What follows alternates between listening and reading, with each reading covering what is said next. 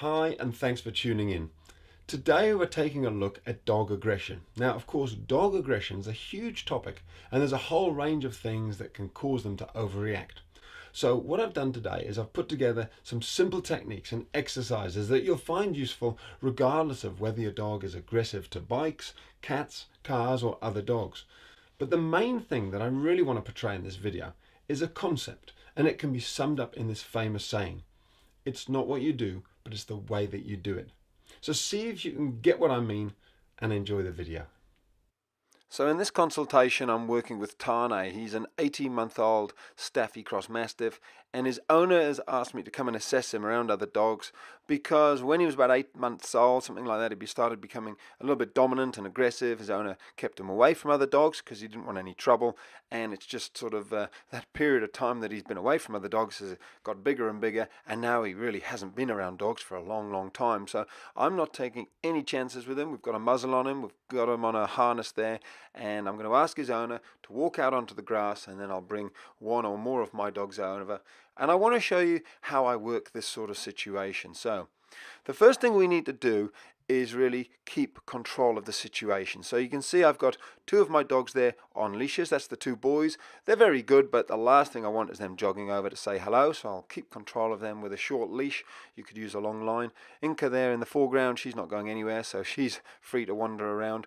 And of course Tane's on a lead. So you need that control to start with. The next thing to look at is the energy of the dog. So clearly my dogs are very calm and relaxed, which is brilliant.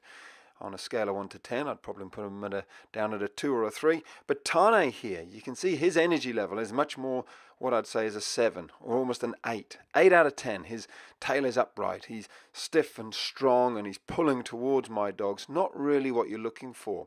So when a dog's feeling like this, confident, strong, and almost looking for a bit of trouble and sort of wanting to man up, the best thing to do is give them some time. Just move them away. They're not ready yet.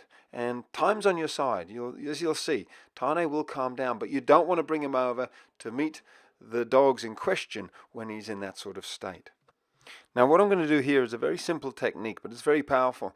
It's something I call stop, start, change direction. You basically put a lead on your dog, you walk them round and round, doing anything except for focusing on the other dog. In other words, I'm going to focus my dogs on the grass to the right and the grass to the left. Come on guys, let's go and smell the flowers.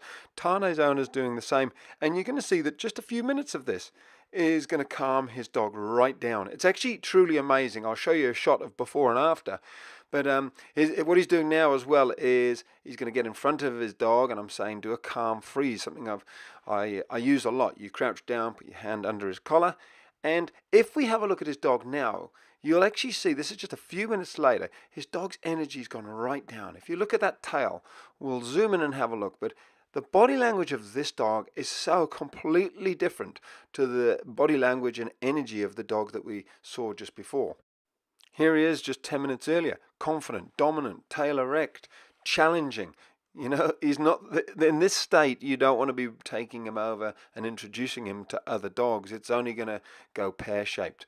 So you want to do a little bit of work with him, and 10 minutes later, here he is. Tail's in completely the other opposite direction, hanging down. He's relaxed. He's very inquisitive. He's interested. He's calmed right down. Totally different dog. You'll have far more success with him in this sort of a state. So now that Tane's calmed down somewhat, I'm going to apply a technique that I call the parallel walk, and it's quite fascinating. I'll just let all of this roll and talk you through it. The parallel walk is exactly as it sounds. It's where you walk parallel to the other dogs, and as you can see, we've started off quite far apart from each other, walking parallel, but we're going to move closer and closer together. Now, the idea behind this is it's the exact opposite of a sort of a predatory attack from the front.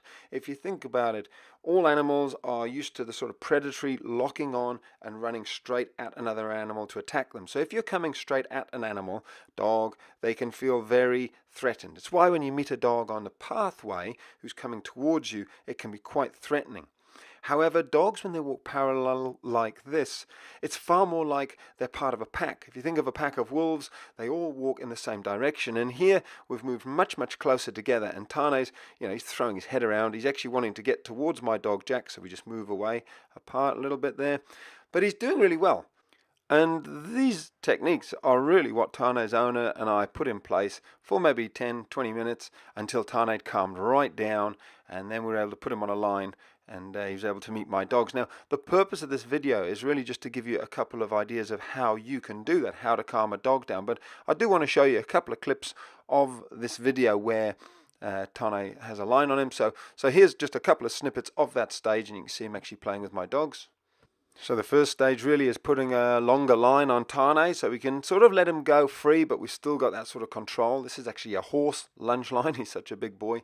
And then the next stage is actually letting my dog go. So I've decided Jack is calm enough. He's just going to run off. I can just tell he's not going to go over to this dog. He's going to wander off and play, which is great.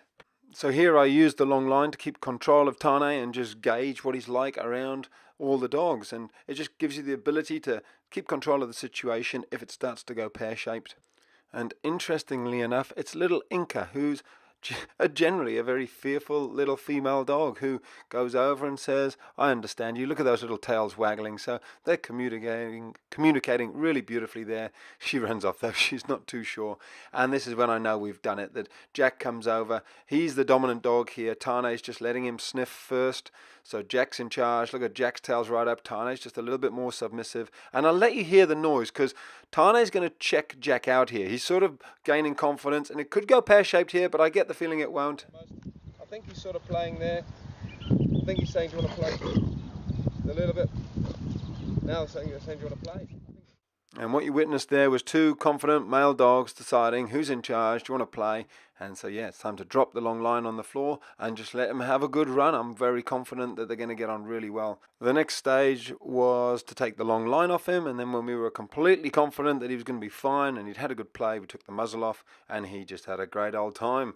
Here he is playing around with Inca, who's telling him to go away at this point. And he had a great fun play with Jack as well. You can see here they got on like a house on fire. So there you have it. In my opinion, Tane is a good dog. He's a lovely boy. He's sociable, but he has got the tendency to be a little bit dominant. So you do want to understand how to be the pack leader at home.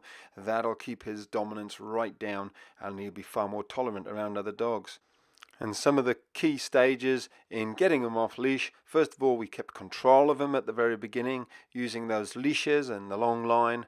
Secondly, we were constantly reading the energy, the situation. Every situation was different, and if it wasn't right, then we just moved him away. So just walk away, focus on something else, and just remember, there's no rush. Take your time, because time is on your side.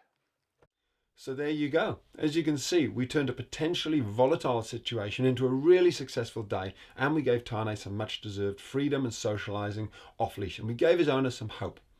Back at Tane's home, I also went through with his owner the importance of leadership, because this will actually be the foundation on which the relationship is built.